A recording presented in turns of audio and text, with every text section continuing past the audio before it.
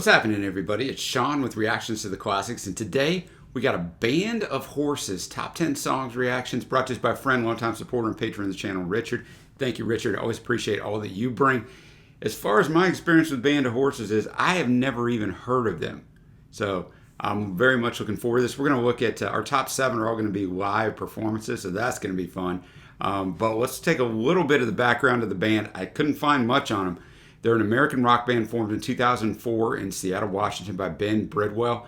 The band's released 5 studio albums, including 2010's Grammy-nominated Infinite Arms.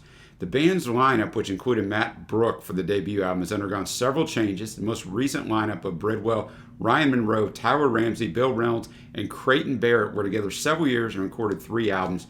That lineup ceased when Ramsey and Reynolds departed in 2017. Then we're going to have songs from all different eras, obviously. The first 3 are going to be over on Spotify, so let's get after that. You see it below number 10, Casual Party from the Why Are You OK album in 2016, lead single and their most successful chart song. MTV News explained the song was written about, quote, the kind of social scene you might find yourself in as you settle into a new life, talking TV or home repair or hobbies with a crowd of semi-strangers you don't particularly care about but are forced to gab on with. I mean, haven't we all been in that situation if we're of a certain age? Maybe you go to your spouse's or your friend's work party or whatever, man. You're kind of like, yeah, I don't know you dudes, but I'll try to be the charismatic guy and turn it on. Bridwell himself added, I'm not sitting there trying to grow up by any means.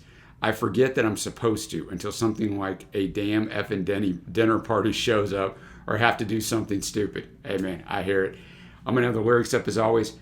The music will not be in the video, so check out the Vimeo link below if you want to follow along with me. I recommend that.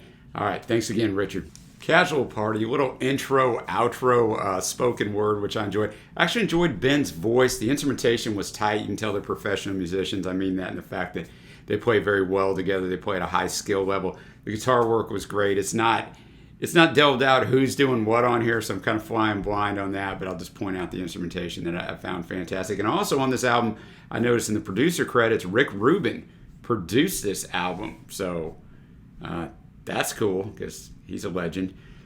You know, and it just goes through the Casual Party, but talking television with the Casual Party, here's some brand new friends to get you started off. Since Ben got that he's a sociopath, he's only playing games, don't be distracted. It's all or nothing, so you really got something to lose. It's coming around as it did before, or it's getting your attention. But where's the door? I can't locate it. Where's it located? I got plenty to live for. He wants to get out of there. And then the chorus, blind faith, don't sit right. You got rage, wound so tight, I want to leave, best get out of the way. So I think that, you know, he's at the dinner party, he can be this nice guy, but underneath, man, there's something dark brooding in there, and just talking about all the different things in verse 2 that you hear at the dinner party or the casual party, where you guys know the drill, man. You got to act like you're really interested. Oh, wow, man. Yeah, wow. Oh, that's cool, man. And you try to pop something in, one little sentence that you relate to whatever that person's talking about, but in your mind, you're like, why am I here? So we've all been there. You might not want to admit it, but we've all been there. Good choice for number 10. Up to number 9, you see it, the General Specific from the Cease to Begin album in 2007, which was their second album. It's the lone song on the album that includes new member Ryan Monroe as a writer. That's all I got on it. Let's check it out. The General Specific, definitely a different sound because it's 9 years earlier. Ryan Monroe was actually on those keyboards, so much more keyboard driven. Just a different kind of sound to it. I didn't care for the sound nearly as much as the first track, Casual Party, but I still enjoyed it for what it was, which basically things aren't going well in the first verse. They kind of go back to their hometown where it's 80 degrees in December, and they're on a bender, and they're just having a good time. It's very easy to go to the general store. It's just about him and I think the girl at that point. So just hearkening back to good memories, and let's get away from all this craziness and go back to what we know and what we love. Now up to track number 8, our last one on Spotify, On My Way Back Home from that Infinite Arms album in 2010. Remember the one that was nominated for a Grammy. On My Way Back Home. And Ben actually had a quote I just found, which is exactly what I thought. I thought it sounded a little Beach Boys-esque. And he said, a lot of people reference the Beach Boys with the song without us even telling them. When we went to mix it, we actually went to the studio where the Beach Boys recorded Pet Sounds. And, you know, it's only 3 verses. It's a little abstract in the content for me of what it's about. But, you know, on My Way Back Home, it starts verse 1 and ends all 3 verses. But it's a shorter song, but it just has an ambiance to it, man. The instrumentation is tight. The production is fantastic, and Ben sounds different but really good. So my takeaway from the first 3 songs is they're wildly diverse, and that's a good thing. So I definitely enjoyed that. Now we're up to the 7th song, Heartbreak on the 101 from the Mirage Rock album in 2012. That's their 4th album, but interestingly enough for you Beatle heads like I am, it was produced by Glenn Johns. This is the album closer, and from now on, we're going to be on YouTube. Heartbreak on the 101, live at the Hollywood sign. That was just a cool video, man. You can tell they started out probably when the sun was barely coming up and the day went on. But I mean, all those musicians out there, that was musicianship and production at its finest. Really did enjoy that. It was cool seeing them. Richard had said he thinks their live performances are better. Obviously, this is a video, but seeing them perform live, he said he's seen them once and it was great. And I can see why from this, but we're about to get to some like live performances in front of a studio audience. But on this, even the string section, I mean, didn't expect that. I mean, you had everybody out here. The story is this woman messed him over, man, and he ends up leaving. He ends up homeless, sleeping under a bridge. He sleeps with one eye open though to make sure she doesn't come back, that he misses her. But yeah, I mean, a really good choice there. Now we're up to our 6th track. We're already almost halfway done. In a Drawer from the Why Are You OK album in 2016, which is what Casual Party, the first track, was from, that I really enjoyed. This features backing vocals from Dinosaur Jr.'s Jay Macias.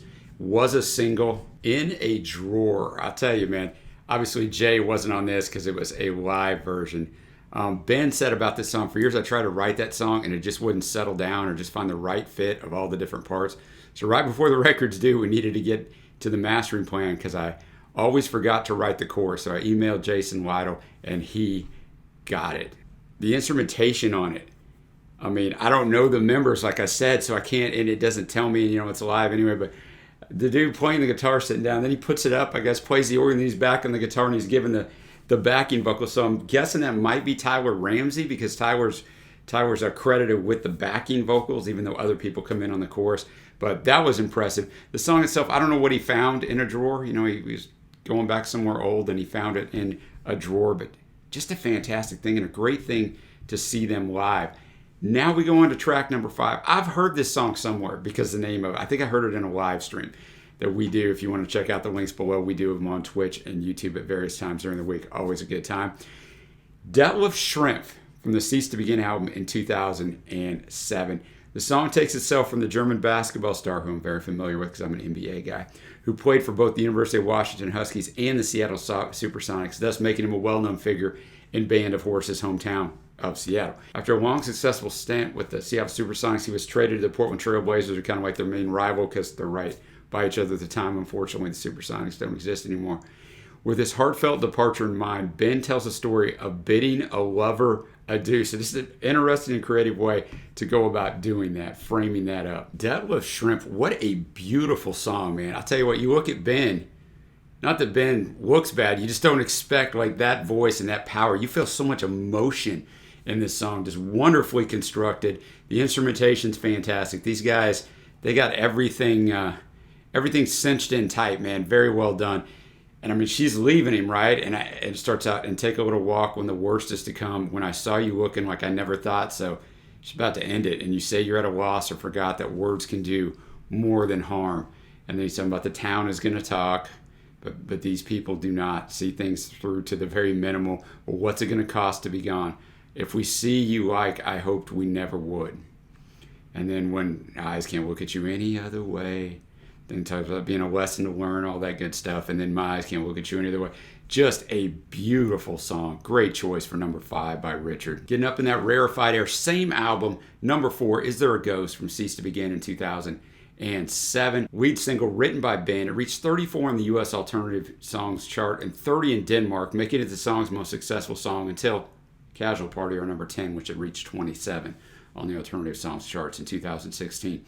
The lyrics consist of 2 lines which are repeated throughout the song. I could sleep when I lived alone. Is there a ghost in my house? Rolling Stone ranked it 93 in its 100 best songs of 2007. Is There a Ghost? What fantastic guitar work, obviously. I liked it too because once the guitars hit about, 20 seconds into the song, Ben took a walk to face the drummer. I like that and kind of let the guitars shine with the other guys. But the whole I could sleep when I lived alone. Is there a ghost in my house? I mean, That's it, man. It's just the power of the instrumentation. It's weird, right? If I tell you there's 2 lines of the song and it's repeated over and over, you're probably thinking, oh man, I don't know about this. It just somehow works. You just feel the power. Ben has just got that kind of voice, man, that you just feel the power and emotion in everything he delivers. Now we're up to number 3. It's Laredo off that 2010 Grammy-nominated album Infinite Arms. Second single, peaked at 34 on the U.S. Alternative Songs chart and 41 on the U.S. Rock Songs chart. As with several songs from Infinite Arms, Laredo mentions a specific location. Bridwell explained, anywhere I live, the region has its effects in the writing process, or anywhere that I end up writing songs, I'm sure it seeps into the bones.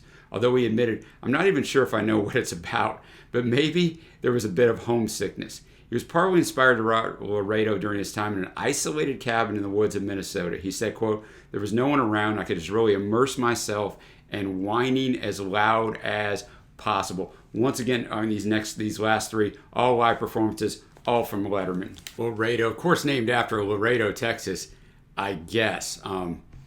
Going to take a trip to Laredo, going to take a dip in the lake. Oh, I'm at a crossroads with myself. I don't got no one close. Impossibilities at the door. I won't be needing them anymore.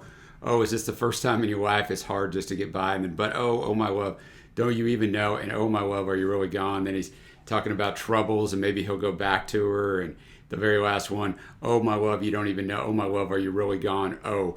So like he said, like Ben said, he doesn't even know what it's about. But once again, the live performance, fantastic. Ben's voice is great. And once again, he takes a walk back to the drummer whenever the instrumentation needs to shine, the guitars. I haven't mentioned guitars enough in this.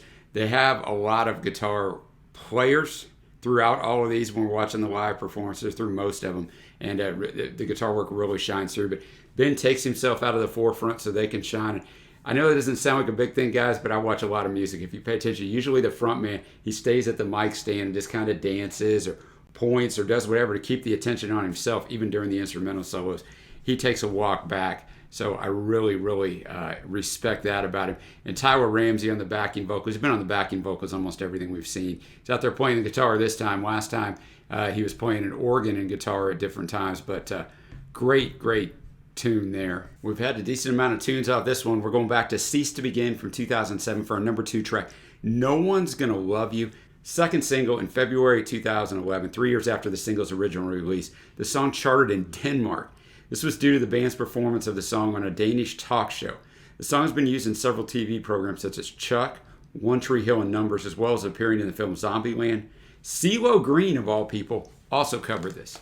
No One's Gonna Love You. I only have the album credits here, so I don't know who's over there playing the guitar. There's just Ben and the guitar player. I know you Band of Horses fans know. I'm sorry. It's really hard to nail it down on the live performances. That was just beautiful, man. That was just beautiful. It's looking like a limb torn off or altogether just taken apart. We're reeling through an endless fall. We're the ever-living ghost of what once was. And then the chorus, but no one's ever going to love you more than I do. No one's ever going to love you more than I do. Just the power of that. And then talking about making her smile. He wishes that happened more often. And then the bridge. But someone that could have warned you. When things start splitting at the seams and now the whole thing's tumbling down. Things start splitting at the seams now. If things start splitting at the seams and now it's tumbling down hard. You just feel that power. And then verse 3. Anything to make you smile. You're the ever-living ghost of what once was. I never want to hear you say that you'd be better off or you liked it that way. And then finishes out with another chorus and bridge. Just crazy powerful. Now we're coming to the number 1 song from Everything All the Time in 2006. It's The Funeral. It's on the end screen of every Letterman that we've watched there. It's in the bottom right corner. We're going to get to it. It is their debut single.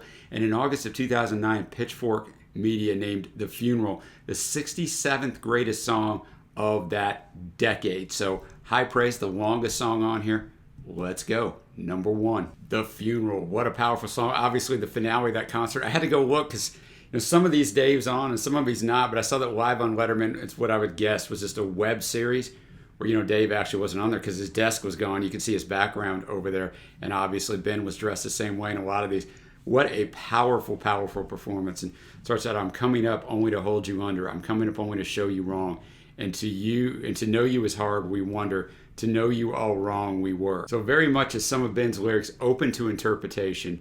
The chorus, at every occasion, I'll be ready for the funeral. At every occasion, once more, it's called The Funeral. at every occasion, oh, 1 billion day funeral. So I don't know what the song's about, and if you watch this channel, you know I'm usually a lyrics guy, and Ben's writing is not bad at all. Some of it's really good, some of it's good, but I mean, it's the ambiance, the instrumentation, and just Ben's voice. Like, it all just works so well. And this might be the culmination of where it works so well, which is, I'm sure, obviously, why Richard made it #1. But a fitting #1 for sure. And that segues me nicely into my favorite tunes, and that is going to be tough. There's only one song in this entire top 10 that couldn't be at least in a discussion for my fave, and that's the General Specific song #9. It's the only song in here I didn't really care for. The rest of them, my goodness, man. Honorable mentions. Let's go No One's Gonna Love You, the #2 song. In a Drawer and Heartbreak on the 101. Faves, On My Way Back Home, the one that kind of sounded like the Beach Boys song #8. Casual Party, the 10th song. Deadlift Shrimp and The Funeral. So yes, everything's on here basically, but what a great offering by Richard. Like I said, I don't even know Band of Horses. I'm actually going to go listen to these guys. Super enjoyed that one. Thanks to Richard and all the patrons that make this channel go. Check out the Patreon link below or on the end screen. If you'd like to support us in any way, it is much appreciated. Also, check out our Facebook group linked below. Great music discussion every single day. Until next time, guys, I will see you.